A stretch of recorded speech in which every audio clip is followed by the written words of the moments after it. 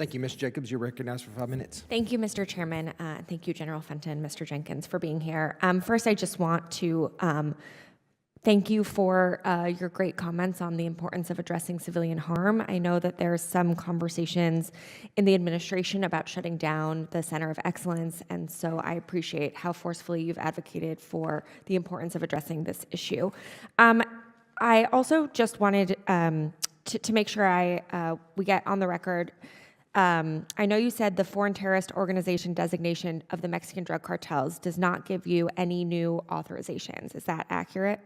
Yes, ma'am. Okay, and are there any planning or preparations for military action occurring within Mexico?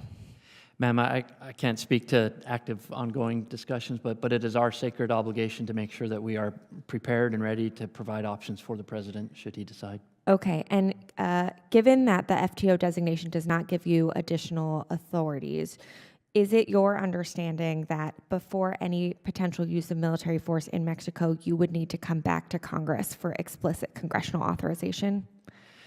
Ma'am, that would fall to our commander-in-chief and the engagement between the executive branch and Congress. So, yes, ma'am, I would think there would be discussion there. Okay, excellent.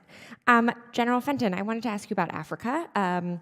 The record of SOF operations in Africa has been mixed, right? We've had some tactical successes, some evident strategic outcomes, such as stability, governance, and lasting reduction in extremist activity remain elusive. And we've seen in Somalia and the Sahel.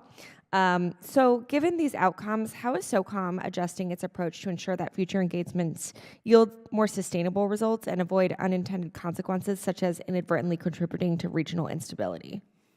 Representative, I'll start by saying that when I look at partnerships, wherever they may be, and certainly through the lens of SOCOM as a premier partner organization and the way that our components and our Theater Special Operations Command do it, I probably take a bit of a long-term view, maybe all the way back to the 1950s when Special Forces and then our MARSOC, AVSOC, NSW teams all started.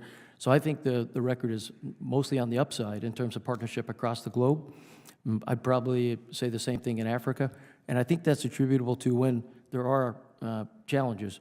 I think we're an incredibly fast-learning organization. What we do to address them in terms of maybe it's how we vet differently, if we're talking about certain type of forces.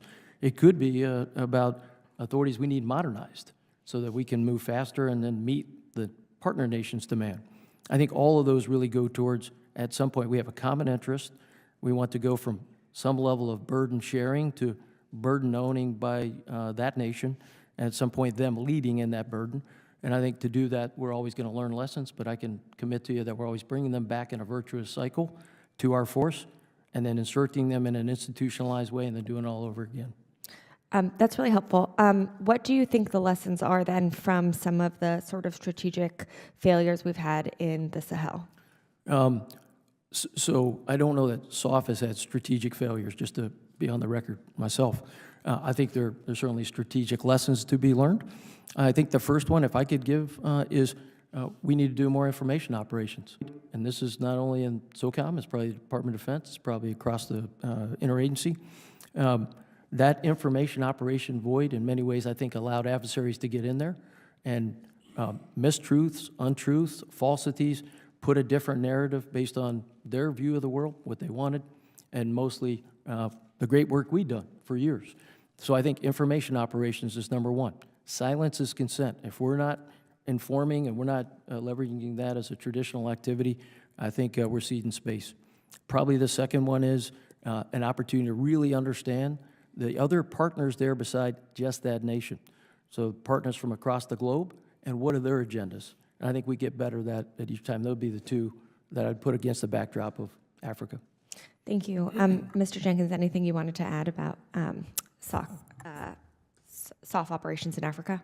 We want to make sure that there are three primary lines of effort that we're focusing on: defend the homeland, deter China, and make sure that we shift burdens to our allies and partners. So anything that affects those three lines of effort, if we see threats emanating from West Africa or otherwise, we would need to take every opportunity we can to mitigate that.